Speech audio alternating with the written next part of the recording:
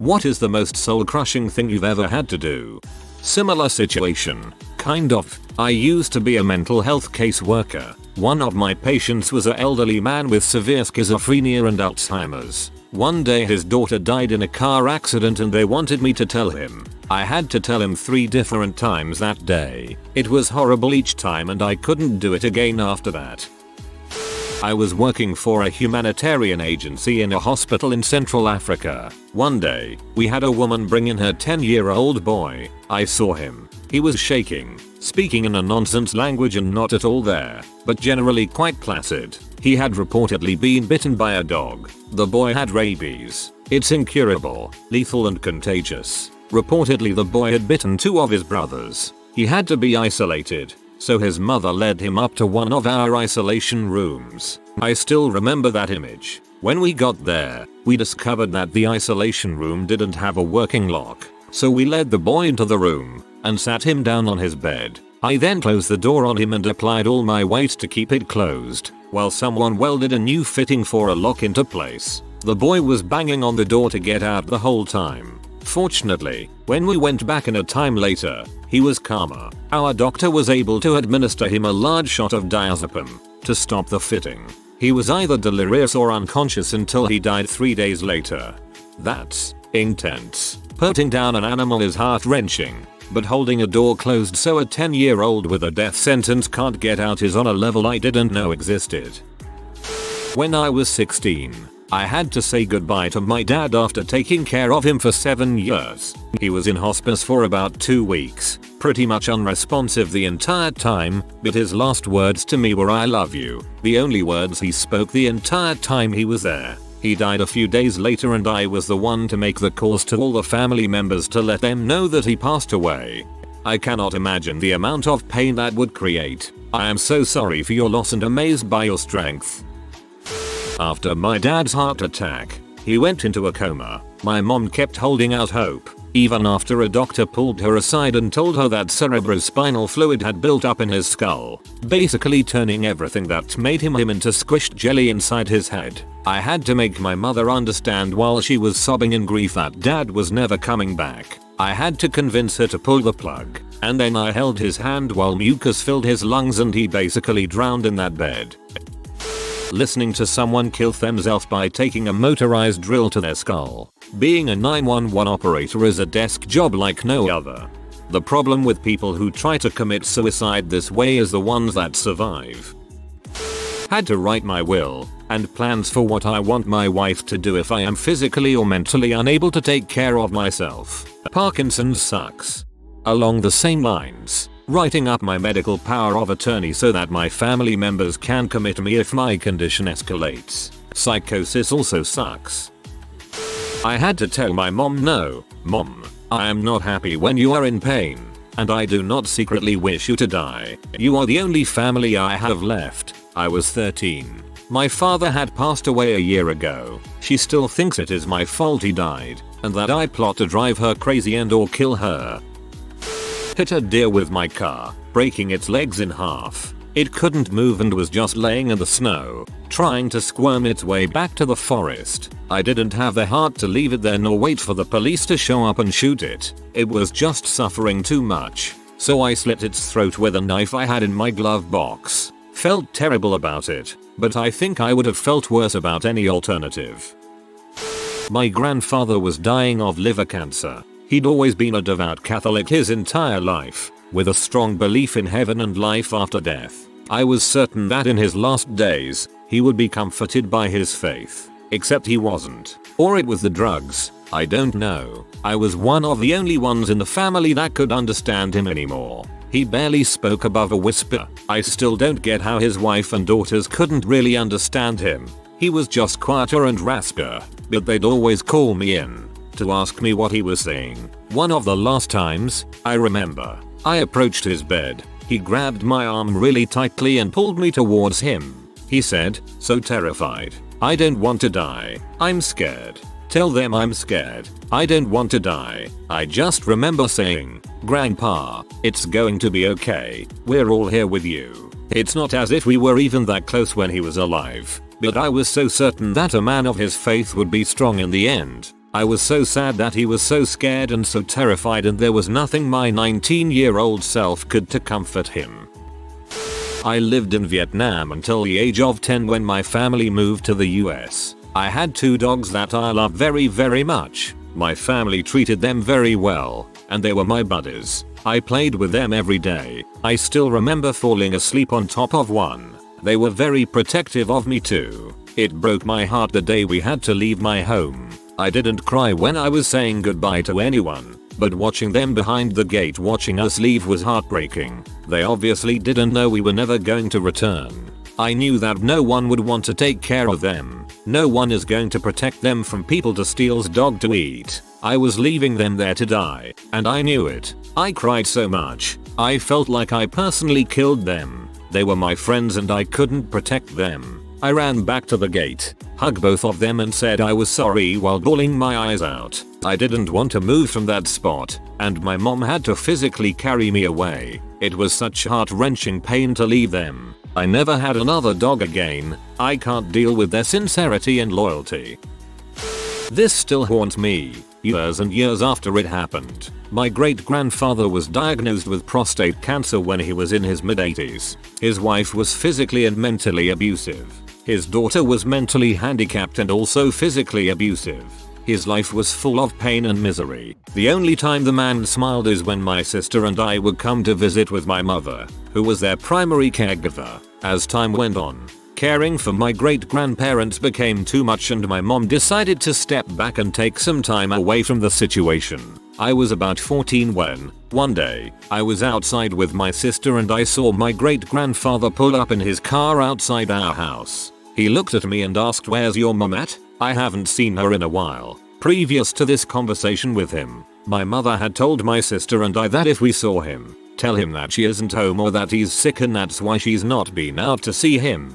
I looked at him and said, "Grandpa, Mom's not home but I'll let her know you stopped by." Grandpa looked at me, tears welling up in his eyes, smiled a small, sad smile, and said, "Okay kiddo, I love you. Goodbye." Before that moment, Grandpa never said goodbye. He'd say see you later every time we'd part. A few days later, my dad picked me up from school. He said Grandpa had died from cancer. Turns out, Grandpa killed himself. He put a shotgun in his mouth and pulled the trigger. The last thing I said to him was a lie and he'll never know just how sorry I am for that. TLDR. My grandfather committed suicide a few days after I lied to him and I never got to apologize.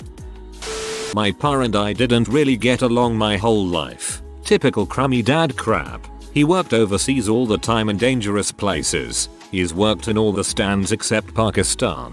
Never made much of an effort to get to know who I really was. Needless to say, when I got old enough that I didn't have to see him anymore, I really didn't. There went a period of about 10 years where, even though we lived in the same town, I never saw or spoke to him. The side plot here is that during these years I became a raging dope fiend and tore my whole life to the ground. When I decided to get clean and sober, my dad took me in. He seemed to redouble his efforts. He wanted to get to know me, and now that I was an adult, I made a concerted effort to understand him. too. We were getting along. We went hunting and hiking together and did a lot of that crap you're supposed to do together as a father and son. 3 months into me being totally clean and sober, probably about the 5th month of my time staying with my dad, I was about to go on a work trip. He was getting a credit card for me to use. He had gone downstairs, but hadn't come up in an hour. I went down to find him and he was dead on the floor. Unexpected coronary atherosclerosis. Doctors said there was no way to save him. He would have died even if he'd been open on the table at the time of the cardiac event. It suffocated his brain almost immediately. 90% blockage of the coronary artery. And this guy was only 59 and as healthy as they come. He worked in 20,000 featuring climbs as a rangeland specialist. He wasn't overweight, didn't smoke, ate exceptionally well, and exercised regularly. He hiked all around the mountains of Afghanistan and China. But life deals in the unexpected. He was gone. I gave the eulogy at his funeral. When I was in Iraq on my first tour, we didn't have plumbing or any way to get rid of the dead rotting flesh. I worked at a CSH, which is more or less mobile hospital, so we had a detailed task to burn the entire camp's waste and amputations. That smell doesn't leave your soul. Just recently I found out that when my dad was at war for Desert Storm, he and a few others had to dispose of the body parts of his fallen friends. I can tell it's left an imprint on his soul. Thank you for your services. 3. I had to fire this lady the day after she got off food stamps. I managed at a local seafood restaurant and this lady was hired on to put orders together. She kept sending the wrong orders out, so we moved her around and finally put her at the shrimp peeling station. Anyways, she comes in one day all happy as heck talking about how she was finally able to get off food stamps and how she can afford to send her son in jail stuff. It was pretty heartbreaking having to fire this lady. She started crying and sobbing. It was awful. I mean, she was probably the one of worst workers I have ever seen in my life, but I still felt bad.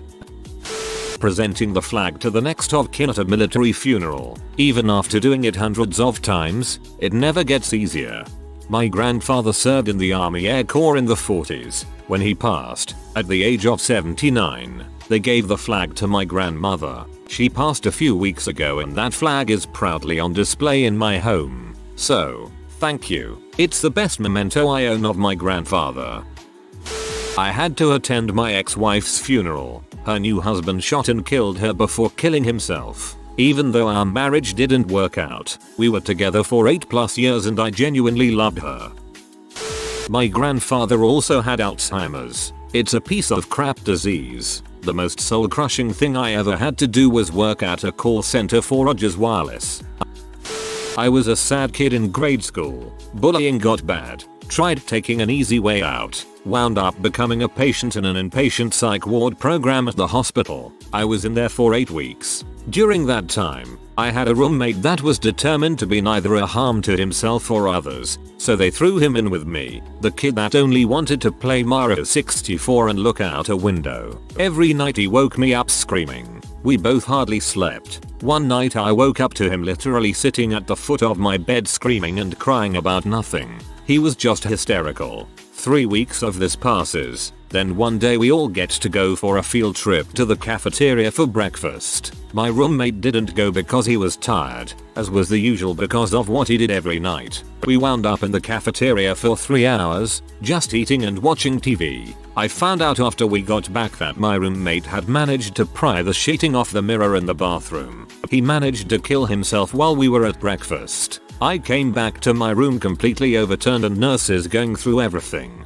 2 of them were crying while they searched. This entire time, a blonde woman kept looking at me while I watched the nurses overturn my room. She beckoned for me to cone a few times, and finally I went over and introduces myself. Turns out it was my roommate's mom. She was crying as she asked while I was there, but as I tried telling her, she told me it didn't matter. She said the reason she asked me over was that she wanted to apologize for her son. She knew all about his screaming. I told her it was scary, and that I was sorry I didn't do much but scream back when I found him at the foot of my bed. The woman immediately fell to her knees crying hysterically. She told me he stood at the foot of her bed when he was at home, and that she'd sit there and hug him until he went back to sleep. The one time she didn't was the same day she had him sent in for stabbing at his wrists. She asked if I ever tried hugging him. I said no. No TL. DR. It's been almost 15 years and I still can't get her out of my head. I basically told a woman that her son killed himself because I didn't know to hug him. It wasn't your fault.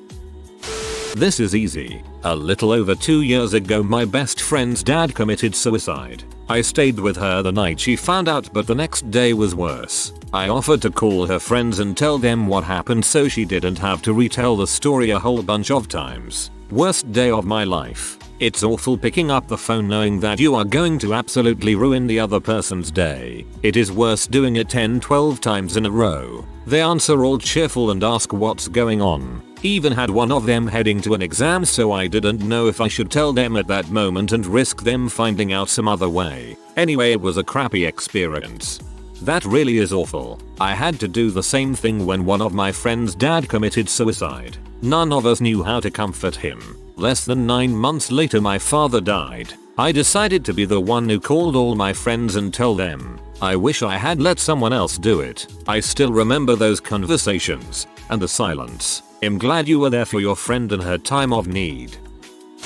My family took in foster children for a while, usually toddlers or infants. One time, we agreed to house 2 siblings, both boys. They were dropped off at our house late at night. They had been taken from their house while they were still asleep, and they were dropped off while still asleep. Dice warned us that they might be mildly distressed when they wake up.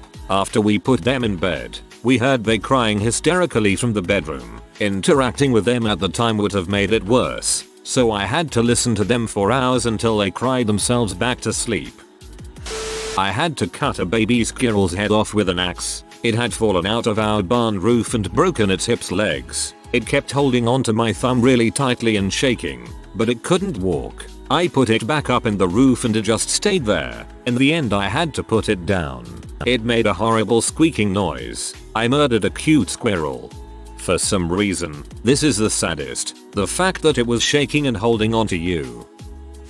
As my brother's power of attorney, I had to first convince him while he was in the ICU, heavily medicated with a fever of 103 for days, and a 6-month battle of leukemia, that he needed to sign the DNR. Then, since he couldn't physically sign it, I had to do it. When they put the DNR bright purple plastic wristband on him, it felt absolutely horrible. He barely survived that night, and lived a month longer before dying while I was sitting next to him. Watching my brother take his last breath was horrible, but watching the color drain from his face almost immediately is always in my nightmares. Frick cancer. Telling my daughter, a week after her 6th birthday, that her daddy died, then having to call his mother in another state and tell her that her youngest child died. Good times : my biggest fear, hands down. I can't even think about my wife dying without having a mini panic attack. We have 2 little girls and I don't even know how I would begin telling them something like that. I am truly sorry. I once had 2 female dogs that had puppies in the same week. Their kennels were next to each other. After a few weeks, the puppies started to get around inside the pens, exploring their environment. One morning I go out to take care of the dogs, and the 2 female dogs are barking and biting at each other through the fence. I go into one of the pens to see what's wrong, and I hear a puppy mewling from between the 2 females. When I look, the 2 dogs saw the puppy was their puppy, and were trying to keep each other from the puppy, and the puppy had been crushed between one of the dogs and the kennel fence. The puppy's skull was crushed and soft, full of fluids, and the fragments of skull were loose and grating together. It couldn't move, and all it could do was make pathetic noises. I took it out into the woods, and dug a hole for it, and then, the hardest thing I had to do was I cut its head off with the shovel and tossed its body into the hole. That sucked. Done. Frick this thread. Nothing compared to most people's comments, but I had to kill chickens that knew what was happening, especially as the first one was killed in front of them. When you pick them up they would panic so much they would puke. Whereas before they were friendly and could pick them up and they would enjoy it. Never get it out of my head, a chicken panicking so much it pukes then you slit its throat. Horrible. Horrible way to die. This way of killing them was not my choice. Funnily enough, this reminds me of the same chickens that when their eggs hatched they pecked their young to death, but one had its head crushed and was still alive. I had to kill it. Dude, that crap is fricked up. Have an upvote. Convince my little brother that my dad's cancer was terminal and that he might not see him alive again while he was stationed in Baghdad. I was a security guard at a convention center. One rule was no balloons. High ceiling, something about lights I don't know. Well, I'm working a graduation, and a guy comes in with his 3 or 4 years old daughter in tow, who has a balloon tied to her wrist. I see it, but I'm not doing anything about it. I hear my supervisor call over the radio about the balloon. I have to take it away, so I walk up to the father and explain the situation. And he says no problem, and takes it from the little girl and hands it to me. So, here is this little girl, in her pink dress and shiny shoes, looking up at me, and her big eyes are starting to well up. I turned and walked down the steps, popping the balloon and throwing it away. That was the last event I worked there, and I have always regretted taking that balloon. When I was about 16 or so, my friend and I found a rabbit in his backyard that was on its last leg. I think my friend's cat had gotten to it. It was mauled to crap, barely breathing, visibly distressed, legs mangled, twitching. We decided to put it out of its misery with a shovel, but to make matters worse, his older sister found us disposing of it and accused us of torturing and killing it. I honestly don't care if no one sees this, but the most soul-crushing thing was I had to make the decision to pull the plug on my mom and dad. For my dad, me and the family went to a vote for it cause there was a 50/50 chance for him to come out of his coma, but there was a high chance that he would come out with brain damage and he wouldn't be the same smart but foul-mouthed person I knew. It was me, my mom, brother, my uncle and my 3 aunts. It was 3 to keep him on life support and 3 to just let him go. I went last cause it was too hard to make a decision. I just nodded for them pulling the plug. After that I just got up and walked outside crying. I smoked most of my pack of smokes within 5 minutes they had, waiting for me to calm down and come back in to say my last words before they did it. Same thing with my mom. She had lung cancer. For a week she had a really bad infection in her lung, then one day she was in so much pain they had to induce a coma. Turns out the infection was killing her and she would die if they did no operate on her. There was a 70/30 chance of her being on a respirator for the rest of her life.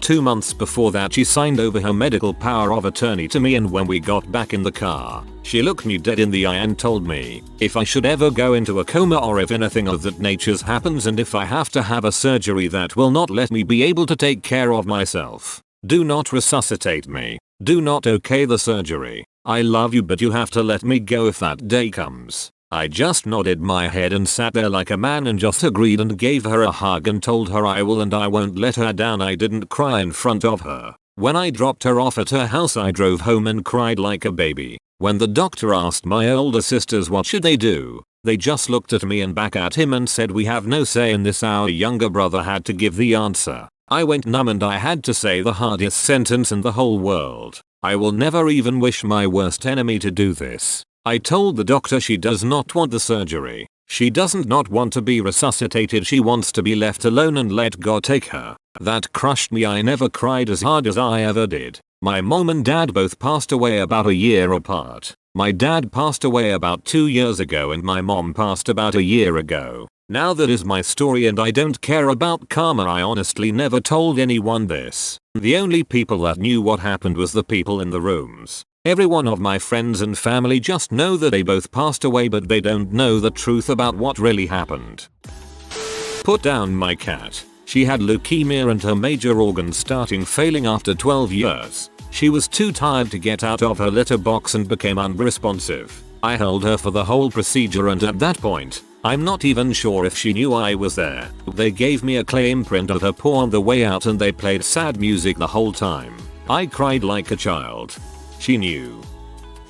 I worked as a vet assistant for my first job at 16. We once had a good Samaritan bring a kitten in that he found on the side of the road. That was all that was told to me. I was handed the kitten, probably 4-6 weeks old, wrapped in a towel, washcloth, with its little head poking out. It was mewing and seemed a little out of it. I took it back and stroked its head for a while until the doctor came back. She told me we were going to euthanize it, and I didn't understand why. She prepped the euthanasia and filled out the controlled drug log, and asked me to open the towel and hold it down. I opened the towel and its guts spilled out. It had been hit by a car and was apparently barely alive. Its belly had been ripped open and the towel was holding its guts in.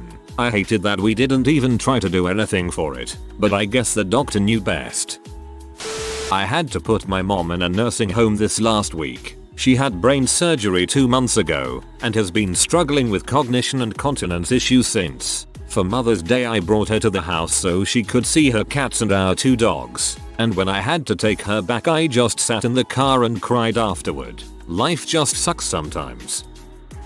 On the day she died, having my grandma squeezing my hand and just begging me to take her back to her house so she could die there instead of this damned hospital. Same day, earlier the head doc telling me nonchalantly that her kidneys had shut down and it was just a matter of time now. Watching the way the nurses ignored her requests for water, then leaving her side because I had to go coach my team. I wasn't there for her passing and I hate myself for it.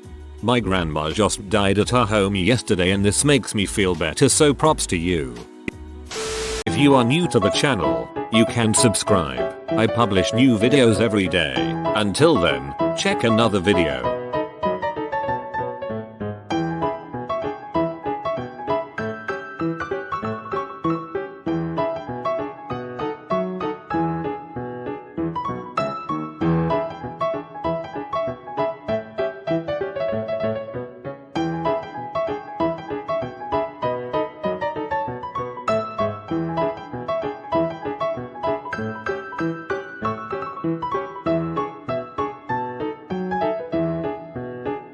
Bye for now.